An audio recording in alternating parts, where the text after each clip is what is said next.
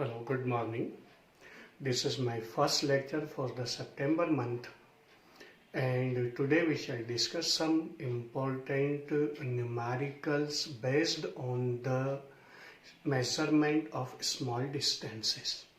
हम लोग measurement of small distances के बारे में डिस्कस कर रहे थे। उसमें हम लोगों ने मोल कंसेप्ट पढ़ा था और उस मोल कंसेप्ट के अंदर हम लोगों ने पढ़ा था 1 mole is equal to 6.022 into 10⁻23 number of atoms और मॉलिक्यूल्स ऑफ ए सब्सटेंस। अगर एलिमेंट है तो एटम्स कंसीडर किए जाएंगे, अगर आपके पास कंपाउंड है तो मॉलिक्यूल कंसीडर किए जाएंगे, और अगर मान लो एटम्स कंसीडर कर रहे हैं तो एटॉमिक मॉल कहलाएगा और मॉलिक्यूल्स कंसीडर कर रहे हैं तो मॉलिक्यूलर मॉल कहलाएगा। तो 1 mole is equal to 6.022 into 10⁻23 number of atoms और molecules is equal to atomic mass, gram atomic mass of an element or gram molecular mass of a substance is equal to 22.4 liter volume of a gas at STP। ये चीजें हम लोगों ने discuss की थी इससे पहले वाली क्लास में, और उसी से रिलेटेड न्यूमेरिकल्स अब हम लोग इसके अंदर करेंगे। And for the purpose, I have selected 3-4 numericals from NCERT book, which we shall discuss about their solutions। सबसे पहली चीज तो बेटा इसके अंदर क्या होती है कि जैसे मान लो फर्स्ट क्वेश्चन आपके पास इसके अंदर आया 1 mole of an ideal gas at STP occupies 22.4 liter। 1 mole of an ideal gas at STP occupies 22.4 liter। What is the ratio of molar volume of the atomic molar volume to the atomic volume of hydrogen atom? Radius of hydrogen molecule is 1 angstrom आप लोगों को दी हुई है।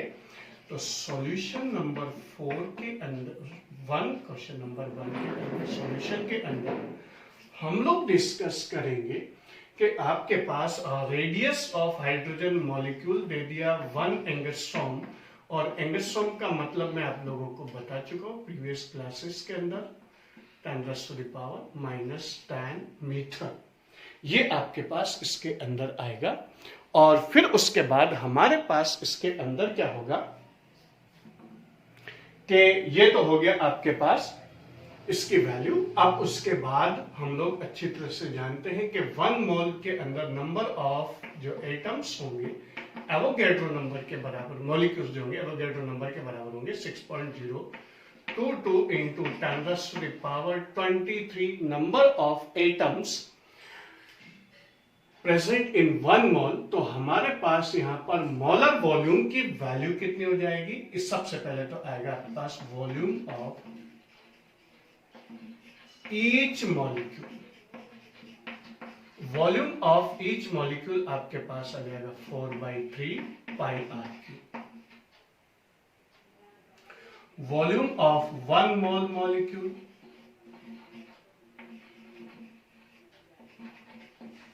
One mole hydrogen gas आपके पास आ जाएगा V is equal to Na into 4/3 πr³।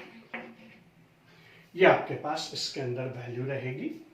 तो ये कहलाएगा आपके पास मोलर वॉल्यूम, एटॉमिक वॉल्यूम। तो एटॉमिक वॉल्यूम आपके पास इसके अंदर आपके पास आएगा जो इसके वॉल्यूम है।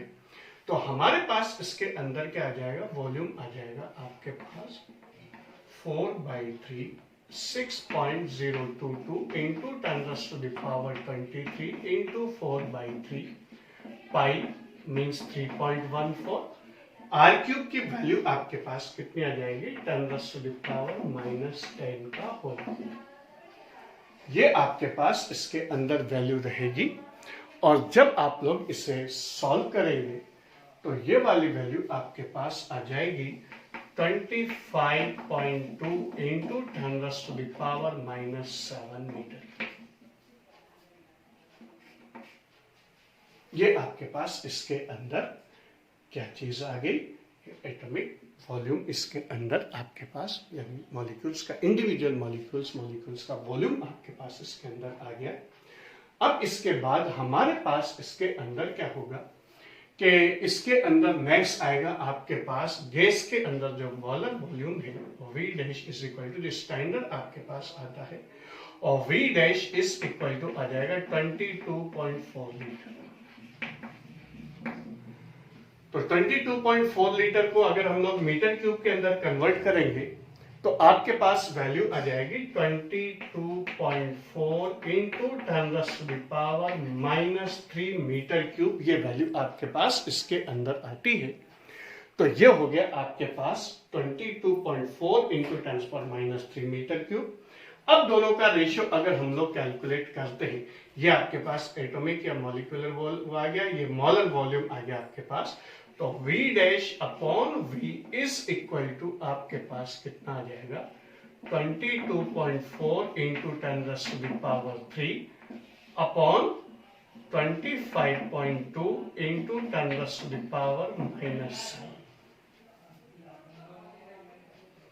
तो ये वाली वैल्यू आपके पास करीब करीब जो वैल्यू आएगी वो आ जाएगी नियर अबाउट 0.98 इंटू 10⁻⁴, और करीब करीब इसकी वैल्यू आ जाएगी 10⁻⁴।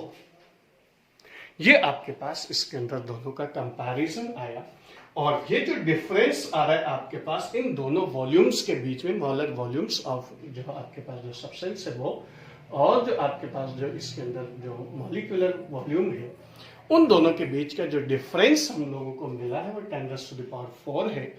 इसका मतलब इन दोनों के बीच में डिफरेंस इस वजह से है क्योंकि जो गैस है उसके अंदर इंटरमॉलिक्यूलर स्पेस क्या होता है, ज्यादा होता है। इस वजह से इतना ज्यादा वेरिएशन वॉल्यूम्स के अंदर आ रहा है। तो ये हुआ आपके पास कौन सा, ये आपके पास वॉल्यूम ऑफ हाइड्रोजन गैस, और इसके अंदर हम लोग 1 मोल सब्सटेंस के हिसाब से जो हमने मोल कंसेप्ट के अंदर पढ़ा था उसका एक प्रैक्टिकल एग्जांपल हम लोगों के सामने आता। ये था solution. Now we shall discuss, एक बार में इसके अंदर है जो नेक्स्ट जो क्वेश्चन हम लोग पहले साथ के साथ में क्वेश्चन नंबर 4 कर देंगे। ये भी इसी से मिलता जुलता ही क्वेश्चन है, और फिर उसके बाद हम लोग सेकंड और थर्ड न्यूमेरिकल्स करेंगे। तो सबसे पहली चीज ये तो हो गया आपके पास सॉल्यूशन 1 आ गया आपके पास, और फ्यू सेकंड्स आपको नोट करने के लिए दे देता हूं मैं, then after we shall discuss to next question.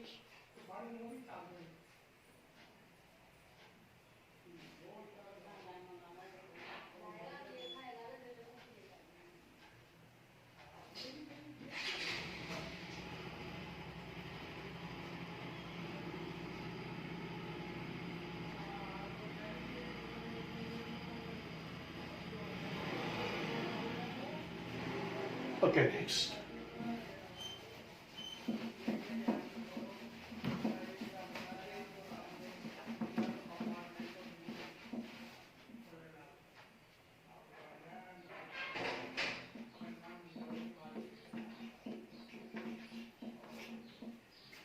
The radius of hydrogen atom is 0.5 angstrom. What is the total atomic volume in meter cube of a mole of hydrogen atom? तो सीधी सी बात है, radius of hydrogen atom हम लोगों को दे दिया 0.5 angstrom, means 0.5 into 10⁻⁻10 metre, या हम लोग इसे 5 इंटू 10⁻⁻11 मीटर भी लिख सकते हैं। जब भी आपको न्यूमेरिकल के अंदर वैल्यूज गिवन हो और अदर फॉर्म्स के अंदर या अदर यूनिट्स में दे रखी हो, तो सबसे पहले आप उसे मैक्सिमम MKs यूनिट के अंदर आप उसे कन्वर्ट कर दें। ज़्यादातर न्यूमेरिकल्स में ऐसा ही होता है, कोई कोई न्यूमेरिकल ऐसे होते हैं इसके अंदर CGS यूनिट यूज होती है।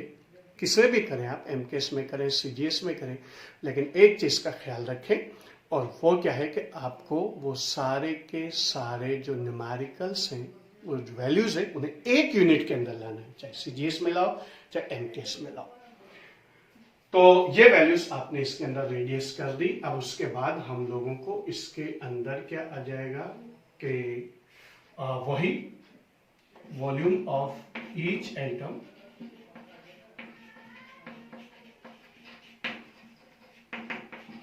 Four by three pi r cube, volume of 1 mole atom, वही Na से मल्टीप्लाई हो जाएगा, V is equal to Na into 4/3 pi r cube.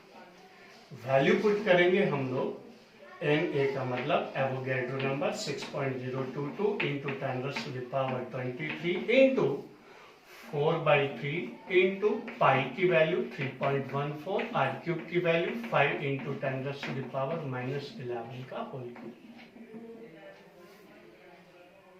और जब हम लोग इस न्यूमेरिकल को सॉल्व करेंगे तो सॉल्व करने पर हमारे पास इसका वॉल्यूम आ जाएगा 3 इंटू 10⁻7 मीटर क्यूब। ये आपके पास 1 मोल हाइड्रोजन एटम का वॉल्यूम आएगा। ये मॉलिक्यूलर वॉल्यूम आया था इससे पहले फर्स्ट वाले क्वेश्चन के अंदर, और ये जो फर्स्ट नंबर वाला जो क्वेश्चन है जो इसी से मिलता जुलता है, इस वजह से दोनों न्यूमेरिकल मैंने साथ ले लिए हैं। इसका वॉल्यूम आ जाएगा 3 इंटू 10⁻7 मीटर क्यूब। आपके पास इसके अंदर वैल्यू रहेंगी। तो ये वैल्यूज हम लोग इसके अंदर कंसीडर करते हैं। दोनों की रेंजेस इसके अंदर करीब करीब इक्वल ही रहती है, थोड़ा सा वेरिएशन आता है। तो ये चीज हमारे पास इसके अंदर कैलकुलेट होती है। फ्यू सेकंड्स आपके नोट करने के लिए, then after we shall discuss about the question number 2।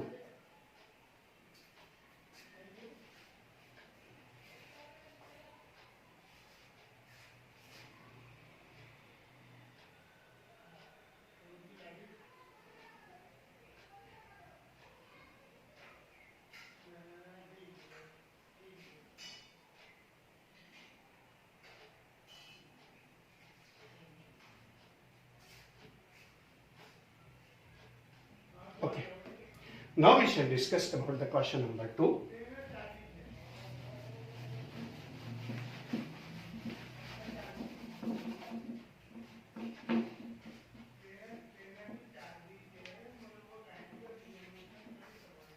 Estimate the average density of sodium atom, जिसकी रेडियस दे दी 2.5 एंगस्ट्रॉम।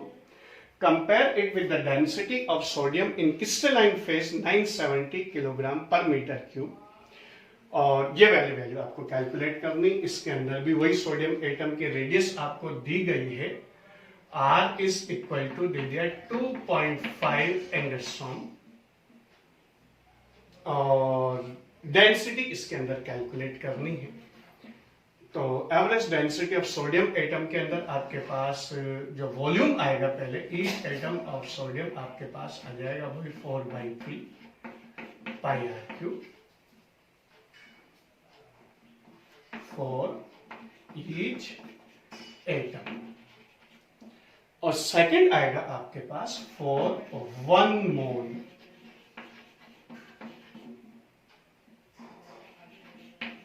एटम्स। ये क्या आ जाएगा आपके पास, वही Na इंटू V डैश लिख देता हूं मैं यहां पर। Na का मतलब आ गया 6.022 इंटू 10⁻23 नंबर ऑफ एटम्स इसके अंदर आपके पास आ जाएगा, इंटू वॉल्यूम आपके पास आ जाएगा इसके अंदर 4/3 पाई आर क्यूब। पाई की वैल्यू हम लोग पुट कर देंगे 3.14 into r cube. R cube की वैल्यू हमारे पास इसके अंदर आ जाएगी 2.5 इंटू 10⁻⁻10 का क्यूब। यहाँ पर भी शो कर दें आप 2.5 इंटू 10⁻⁻10 मीटर। तो ये चीज हमारे पास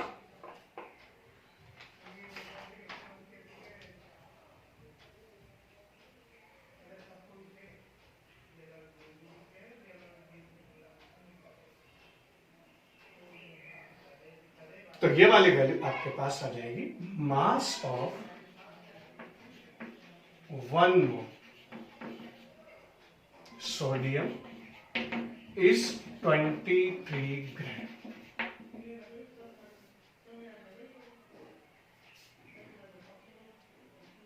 ये वाली वैल्यू आपके पास इसके अंदर रहेगी।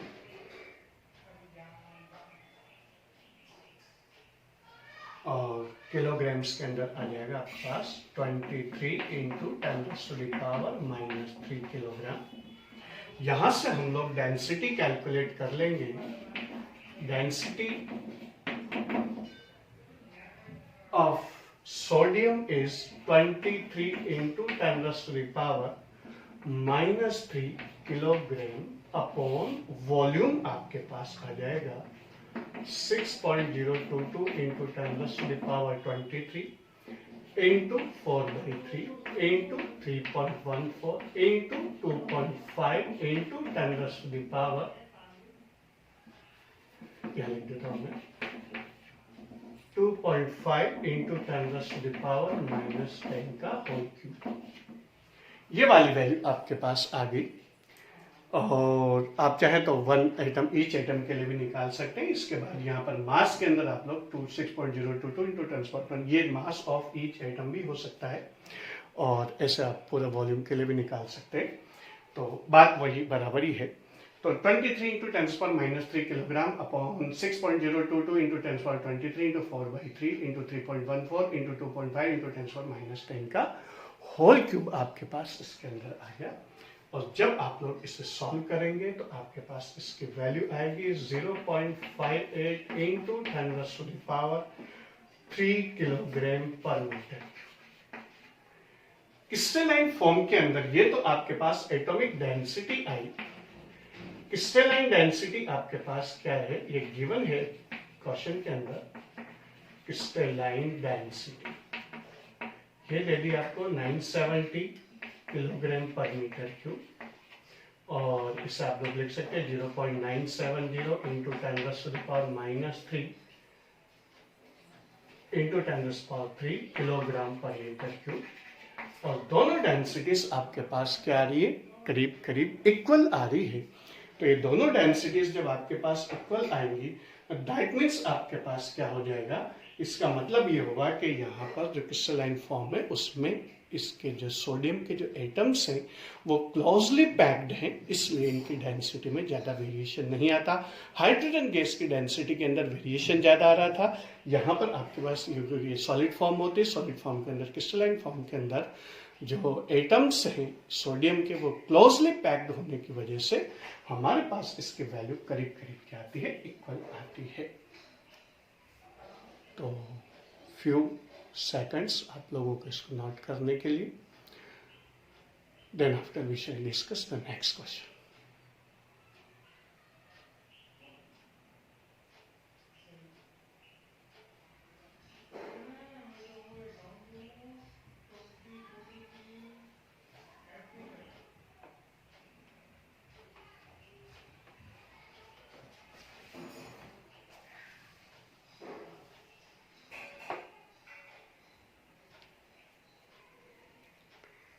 Yes. Now we move to next question.